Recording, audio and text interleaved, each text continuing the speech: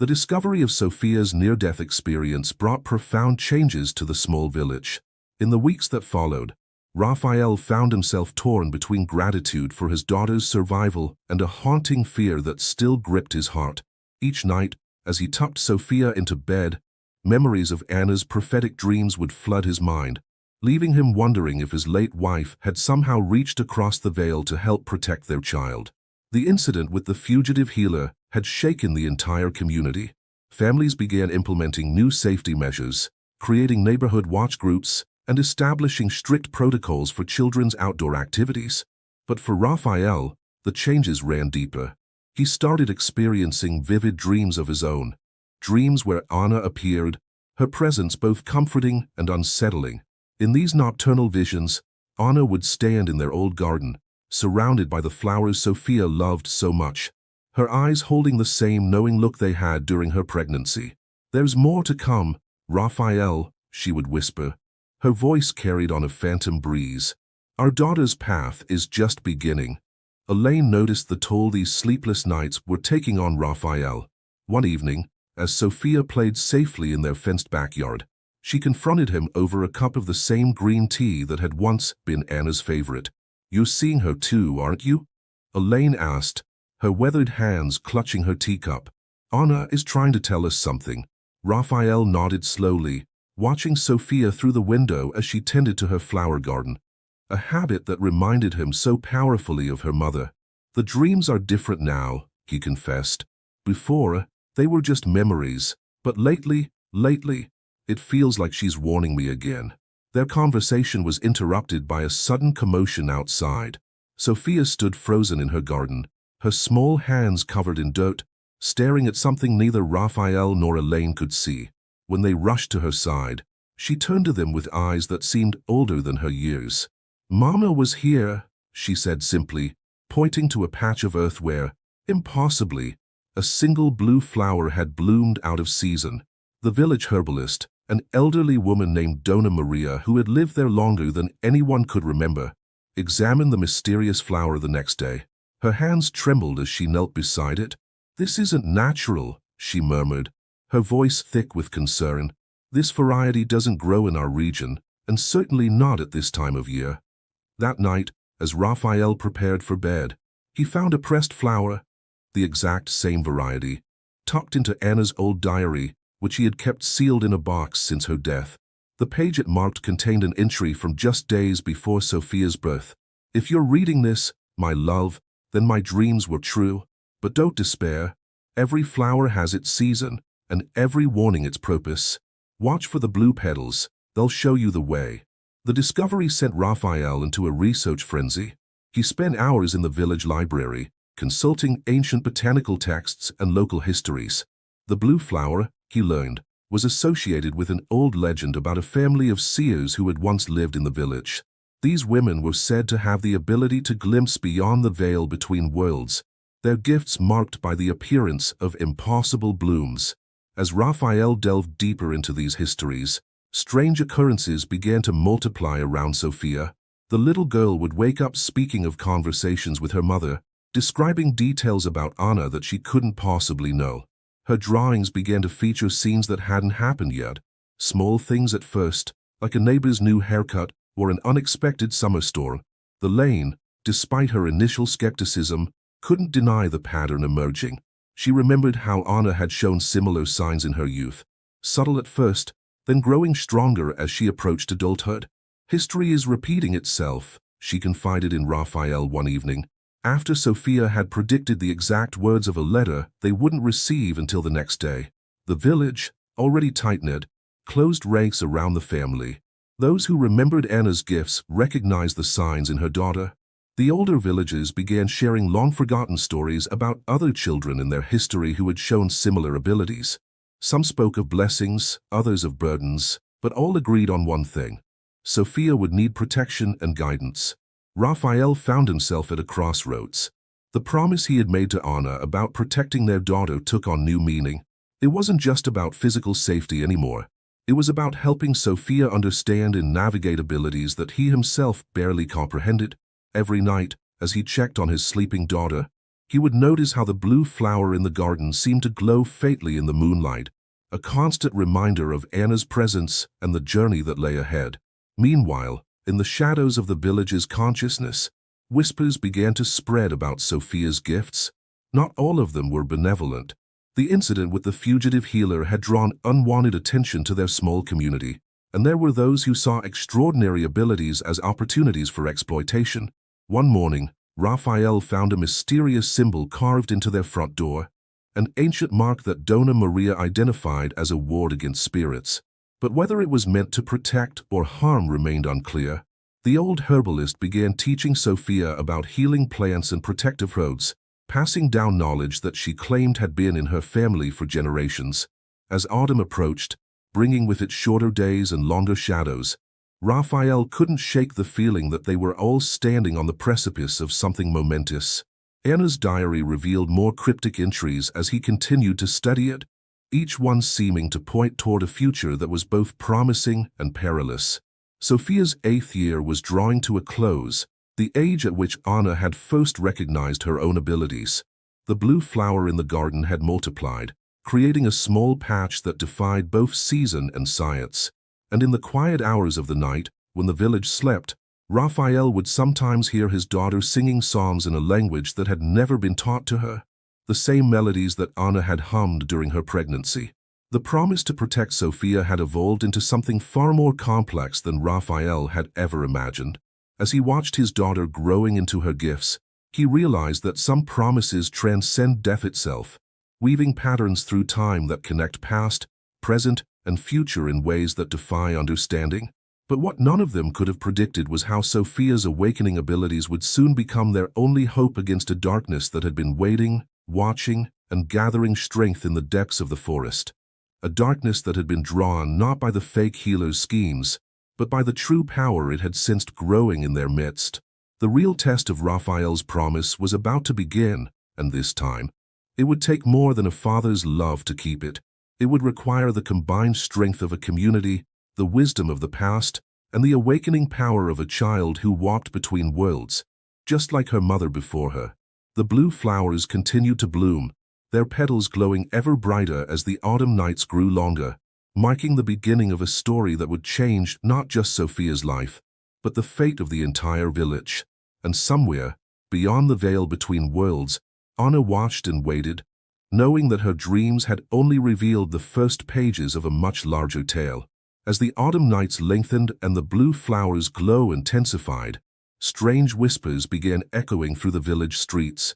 The petals cast ethereal shadows that danced across walls, forming shapes that seemed to tell stories of their own. Sophia started noticing that she could understand these shadow tales, each one revealing fragments of events yet to come. One particularly cold evening, while the village prepared for their annual harvest festival, Sophia awoke from a dream that left her trembling. She had seen the blue flowers spreading beyond their garden, creating a luminous path that led deep into the forest. In her vision, shadows moved among the trees, wearing faces both familiar and foreign. Raphael found her sitting by the window, tracing patterns on the frosted glass that matched exactly the mysterious symbols from Anna's diary. "Papa," she whispered, not turning to face him. "They're coming for the flowers. But Mama says they don't understand. The flowers aren't the source, they're just the signs." The harvest festival preparations continued, but an undercurrent of tension rippled through the village. Elderly residents reported seeing lights in the forest at night, lights that moved against the wind and followed no natural pattern. Dona Maria's herds began wilting without cause, all except for a small patch that grew in the shadow of Sophia's blue flowers. As the festival drew nearer, more children in the village began sharing dreams of a woman with Anna's face walking through their gardens, planting seeds that bloomed into stars. Parents whispered about their children speaking in old tongues during sleep, drawing pictures of places that existed only in legend. Raphael spent sleepless nights transcribing Sophia's increasingly frequent prophecies. Her words carried echoes of Anna's final warnings, but with a clarity her mother's dreams had never achieved. She spoke of a gathering darkness, ancient and patient, that had been waiting for generations for someone like her. Someone who could bridge the gap between the living and what lay beyond. The village council, once skeptical of such matters, could no longer ignore the signs. They gathered in secret, sharing stories passed down through generations about a time when the village had served as a gateway between worlds. The blue flowers, they learned, had marked the boundaries of this gateway, blooming only when the veil between worlds grew thin. The lane discovered old photographs in her attic, showing Anna as a child standing among identical blue flowers. In each subsequent picture, the flowers had followed her daughter's growth, their numbers increasing as Anna's abilities had strengthened. But unlike Sophia's flowers, Anna's had never glowed. The darkness Sophia had sensed made its first tangible move during the festival's opening night. As villagers gathered in the square, every light in the village flickered and died, except for the luminescent blue petals in Raphael's garden. Sophia stood among them, her small figure casting a shadow that stretched impossibly long, reaching toward the forest like a bridge between worlds. "They think the flowers are a key," she said, her voice carrying the same knowing tone that had colored Anna's final predictions. "But Mama says they're just a reflection. The real gateway's here." She pressed her hand against her heart, and for a moment, everyone present saw Anna standing behind her, mirroring the gesture. The shadows at the forest's edge began to move with purpose, taking shapes that seemed almost human but not quite. They carried with them the scent of ancient earth and forgotten magic, drawing closer to the village with each passing night. The blue flowers responded by spreading further, creating patterns that Raphael recognized from Anna's diary. Protective sigils drawn in living light. Donna Maria, working tirelessly with her remaining herbs, began teaching Sophia the old ways of protection, not just with plants and potions, but with words that seemed to bend reality itself. "Your mother knew these too," she told Sophia, "but her gift was seeing. Yours, child, is doing." The village transformed under Sophia's influence. Children began showing their parents how to see the lines of light that connected all living things. The elderly remembered songs they hadn't heard since their own grandparents' time. Even the animals behaved differently, gathering near the blue flowers at dusk as if standing guard. Raphael watched these changes with a mixture of pride and fear, recognizing that his daughter stood at the center of something far larger than their small village.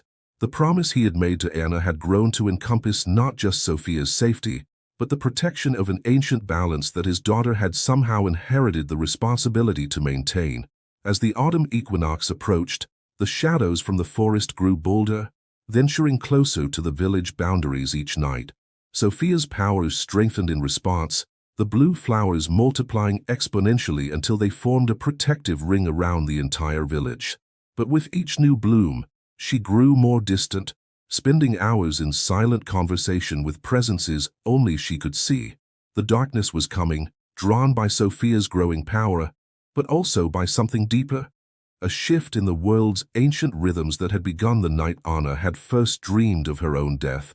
The village prepared as best they could, guided by Sophia's visions and the accumulated wisdom of generations. Yet even as they fortified their defenses, Raphael couldn't shake the feeling that they were missing something crucial. The answers lay somewhere between Anna's diary, Sophia's prophecies, and the mysterious patterns formed by the ever-spreading blue flowers. Time was running out, and the true test of his promise to protect his daughter loomed ever closer, carried on the autumn wind like the distant echo of Anna's final warning. The blue flowers continued their mysterious dance, their light pulsing like heartbeats in the gathering dusk, as if counting down to a moment that would change everything, a moment that Anna had foreseen but had been unable to prevent. But perhaps, Raphael thought as he watched his daughter walking among the luminous blooms, prevention had never been the point. Perhaps the true purpose of Anna's warnings had been to prepare them for what was to come. Little did they know, the approaching darkness carried within it a truth that would challenge everything they thought they understood about Anna's gifts, Sophia's powers, and the true nature of the promise that bound them all together. The truth that lurked within the approaching darkness began to reveal itself on a moonless night, when the blue flowers' glow provided the only light in the village. Sophia stood at her window, watching as shadows coalesced into forms that seemed to carry fragments of memory within them. She recognized her mother's silhouette among them, but something was different. Anna's presence felt more substantial than in her previous visions. "They didn't come for the flowers, Papa," Sophia whispered as Raphael entered her room. "They came because Mama sent them. She's been gathering them, teaching them, preparing them, just like she prepared us." Her words carried the weight of revelation, and the blue flowers surrounding their house pulsed in agreement. The shadows that had seemed so threatening began to take clearer form, revealing themselves as spirits of those who had once protected the village in generations past. Anna had found them in the space between worlds, calling them back to help shield their descendants from a danger far greater than any they had yet imagined. Through Sophia's growing abilities, the truth of Anna's final days began to unfold. Her prophetic dreams hadn't been merely warnings, they had been preparations. Each vision, each nightmare that had haunted her pregnancy, had been a lesson she would need in the afterlife. Anna had known that her physical death would transform her into something else, a guardian capable of marshalling the ancient protectors of their bloodline. The village's elderly began to remember stories their grandparents had told them, tales of a cycle that repeated every few generations when the boundaries between worlds grew dangerously thin. In these times, a child would be born with the power to restore the balance, but only if guided by a spirit anchor, a soul who chose to remain between worlds, sacrificing their chance at peaceful rest to serve as a bridge. Raphael's heart clenched as he understood the full meaning of Anna's sacrifice. She had chosen this path, had known that leaving him and Sophia would be necessary to protect not just their family, but the very fabric of reality in their corner of the world. The promise he had made to protect Sophia had been part of a much larger tapestry, one that Anna had been weaving even before their daughter's birth. As this understanding spread through the village, the blue flowers began to change. Their glow pulsed in complex patterns that Sophia recognized as a form of communication. Through them, Anna was teaching her daughter the ancient knowledge that had been passed down through generations of their family, knowledge that had been lost to time until now. The darkness that approached the village wasn't an enemy to be fought, but a crucial part of the balance that needed to be restored. It carried within it the chaos necessary for renewal, held in check by the order represented by Anna's gathered spirits and Sophia's awakening powers. The blue flowers marked the boundaries where these forces could safely meet and mingle. Dona Maria's herds began to thrive again, but they grew in new patterns, forming intricate designs that mirrored the constellations above. The children of the village started to show their own gifts, smaller echoes of Sophia's power, as if her awakening had triggered a renaissance of ancient abilities that had lain dormant in their bloodlines. Raphael watched in awe as his daughter grew into her role, no longer just a child with unusual powers, but a bridge between worlds in her own right. The blue flowers responded to her presence with increasing sophistication, creating networks of living light that mapped the invisible boundaries between realities. Through these luminous pathways, Anna's guidance flowed more freely, teaching Sophia how to manage the delicate balance between order and chaos, life and death, present and past. Yet even as understanding dawned, new questions emerged. The gathered spirits spoke through the flowers of approaching convergence, a moment when all the boundaries would align, requiring Sophia to make a choice that would affect not just their village, but the very nature of reality itself. Anna's spirit grew stronger as this moment approached, her presence more tangible with each passing day. The village transformed into a nexus of supernatural activity, with the blue flowers serving as waypoints in a complex dance of cosmic forces. Children played games that unknowingly reenacted ancient rituals, while their parents found themselves remembering skills and knowledge they had never consciously learned.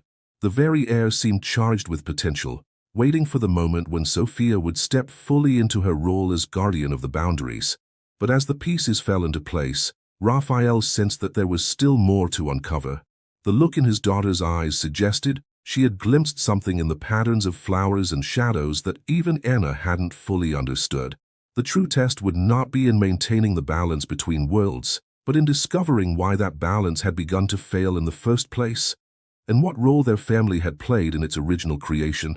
The blue flowers continued to spread, their light now visible even in daylight, as if the boundaries between worlds were becoming so thin that magic could no longer be contained by darkness.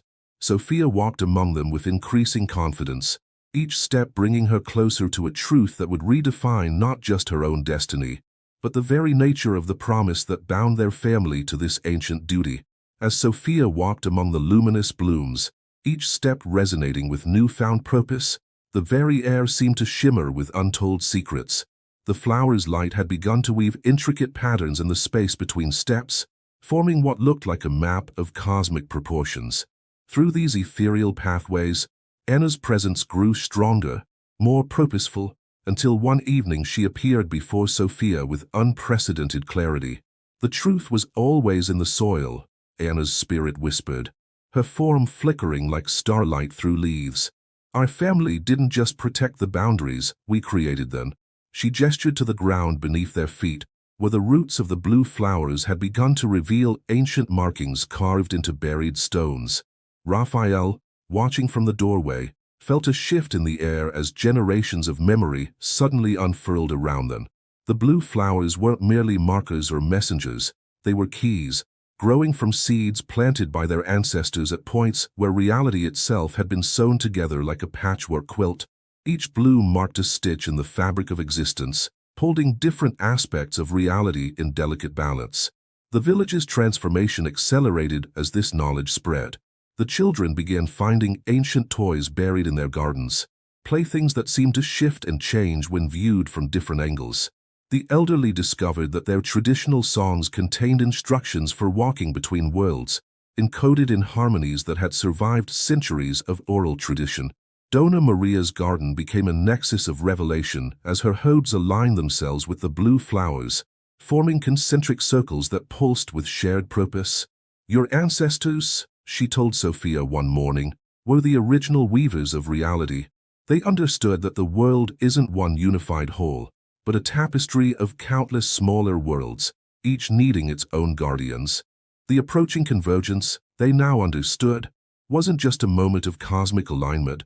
It was the universe's attempt to remember its original pattern. The chaos they had feared was actually the natural disorder that existed before Sophia's ancestors had first woven reality into its current form. The spirits Anna had gathered weren't just protectors.